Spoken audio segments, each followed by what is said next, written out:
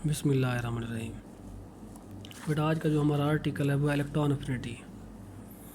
Electron affinity क्या मतलब है इसका? इलेक्ट्रॉन के लिए अट्रैक्शन, किसी भी एटम के इलेक्ट्रॉन के लिए जो अट्रैक्शन होती है उसे हम इलेक्ट्रॉन अफिनिटी का नाम देते हैं। इलेक्ट्रॉन अफिनिटी जो है ना, एक एटम की ही एनर्जी है रिलीज़ और अब्जॉर्ब। यहाँ पे तो बुक में खैर एक उसने फॉर्म दे रखी है, रिलीज एनर्जी है when electron added in a neutral atom in a partially filled orbital of an isolated gaseous atom. ठीक है जी, ये इसकी पहले डेफिनेशन आप बता दोगे। क्या डेफिनेशन है इसकी?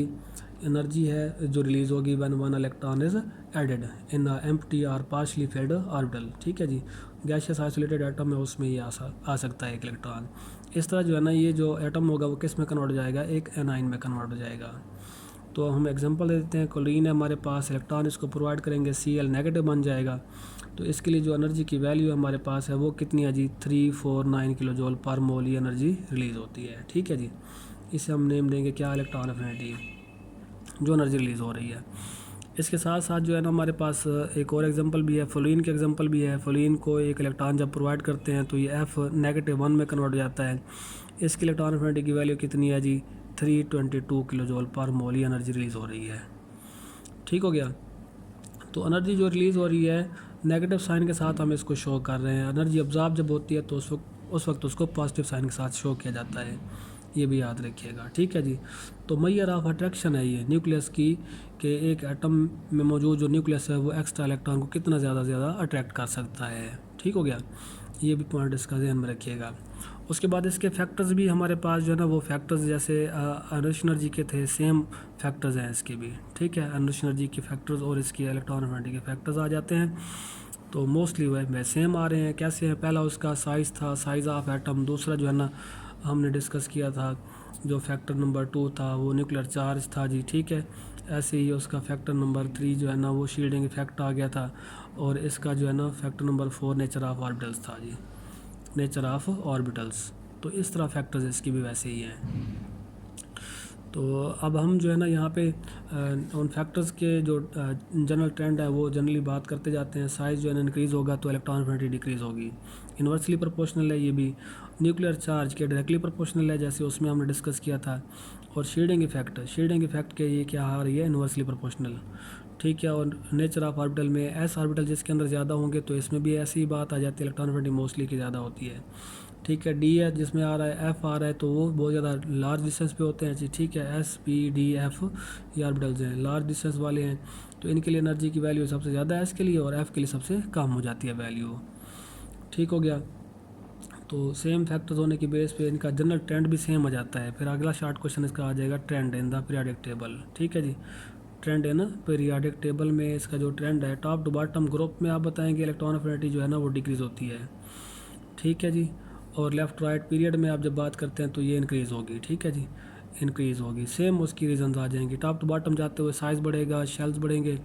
ठीक है, शील्डिंग इफेक्ट बढ़ेगा, इस बेस पे ये डिक्रीज़ हो जाएगी। न्यूक्लियर चार्ज इंक्रीज़ होंगे इस बेस पे। ठीक हो गया जी, ये लेफ़्ट राइट जाते हुए इंक्रीज़ हो जाती है। तो ये इसके हवाले से variation in the periodic table आप बता सकते हैं। उसके बाद सबसे ज़्यादा जो लोएस्ट इलेक्ट्रॉन अफिनिटी होती है वो भी आप चेक कर लें, अल्कली मेटल्स की है हमारे पास। अल्कलीज उनके साइज़ लार्ज होते हैं इस बेस पे, size is large in alkalis, तो इलेक्ट्रॉन अफिनिटी सबसे ज़्यादा कम इसकी आ जाएगी। सबसे ज़्यादा किसकी होगी? हैलोजेंस की आ जाती है जी हमारे पास, क्योंकि उनके साइज़ बहुत स्मॉल हैं। ठीक है जी, फ्लोरीन, क्लोरीन, ब्रोमीन, आयोडीन, इनको हम हैलोजेंस का नाम देते हैं। अल्कलीज को कौन से एलिमेंट होते हैं?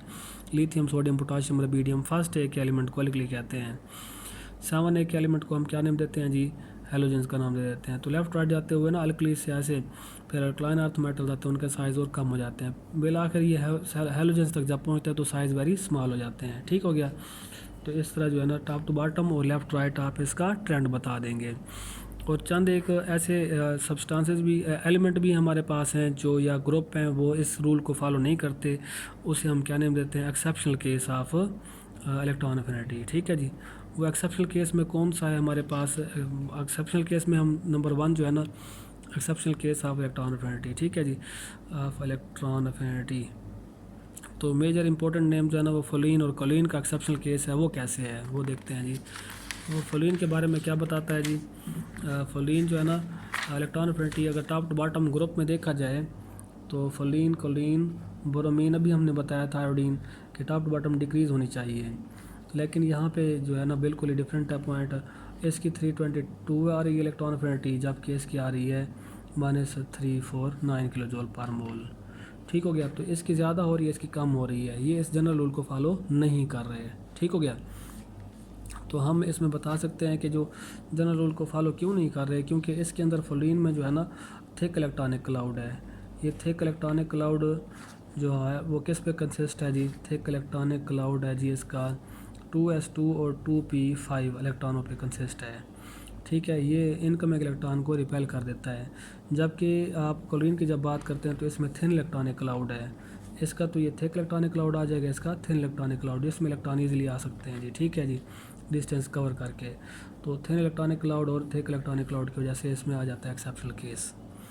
ठीक हो गया, और इसके अलावा जी ऐसे एलिमेंट भी हमारे पास, यानी ग्रुप सेकंड ए है, इसके मेंबर्स हो गए, 5A के मेंबर हो गए, 8A के मेंबर भी ऐसे हैं जी। ठीक है ना, ये भी एक्सेप्शनल केस की तरफ चले जाते हैं, ये भी इसको फॉलो नहीं करते।